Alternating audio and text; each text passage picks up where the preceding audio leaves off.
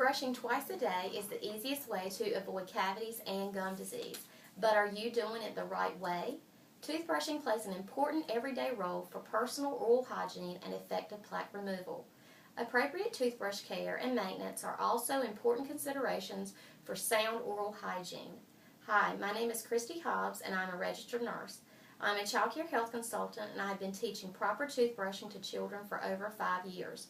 We will be discussing a couple of main points of the teeth and toothbrushing, including how many sets of teeth a person gets, the parts of the tooth, functions of the tooth, correct toothbrushing technique, and toothbrush care.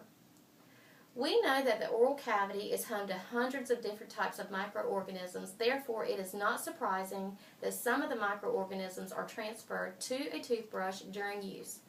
It may also be possible for microorganisms that are present in the environment where the toothbrush is stored to establish themselves on the brush. Toothbrushes may even have bacteria on them right out of the box since they are not required to be sold in a sterile package. According to www.webmd.com, a child's mouth contains 20 temporary teeth called primary teeth, baby teeth, or deciduous teeth. The 20 primary teeth are in place by age 3 and remain until around 6 years of age when they begin to fall out to make way for permanent teeth.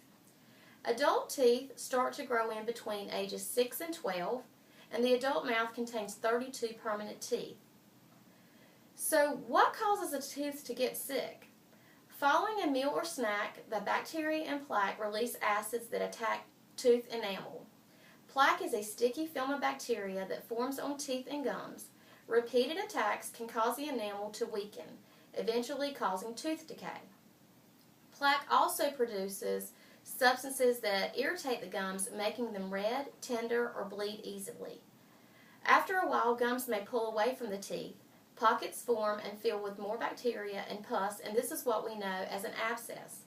If the gums are not treated, the bone around the teeth are destroyed. The teeth may become loose or have to be removed. In fact, gum disease is a main cause of tooth loss in adults. Now we will discuss the parts of the tooth. Each tooth consists of 3 main parts: the crown, the neck, and the root. And I have a picture illustrating those parts. The top is the crown, or the visible part of the tooth, which is the protective layer, and it covers the crown. The neck is the middle part. The neck is the area of the tooth between the crown and the root. And at the bottom is the root, and that's the portion of the tooth that extends through the gum and into the bone of the jaw. Now, our teeth have very important functions. They are used for biting and tearing, grinding, and crushing. Now we will go through the steps of proper toothbrushing. According to www.adha.org, the following is the correct way to brush your teeth. You'll need a toothbrush, some toothpaste, and some dental floss. First of all, you're going to rinse your toothbrush with tap water just to make sure you get off all the bacteria that might have been left on it from the last time you used it.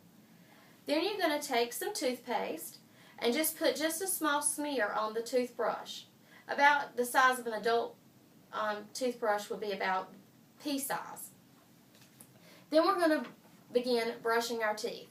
So we're going to start at the back of the mouth, we're going to hold our brush at an angle, and we're going to brush down. And then we're going to give a little bit of a brush across the gum line. But being careful not to scrub too hard on the gum because you don't want to make your gums bleed. You're going to do that around the whole front of the mouth, all the way around the mouth, and then you're going to go to the inside of the tooth. Make sure that you're getting a good brush on the back of the tooth. You're going to do that all the way around the tooth, on the top.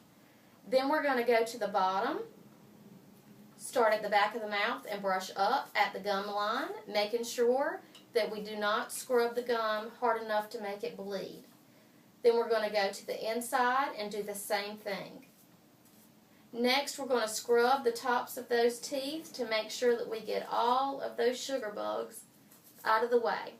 Now last, what we're going to do is we're going to brush the tongue. And we brush the tongue to make sure that we get all the bacteria off because that could cause us to have bad breath.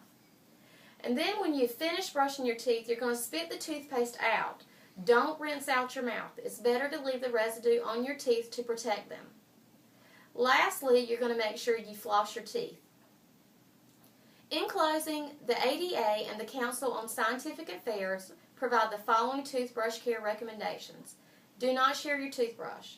Sharing a toothbrush could result in an exchange of body fluids and or microorganisms between the users of the toothbrush, placing the individuals involved at an increased risk for infection.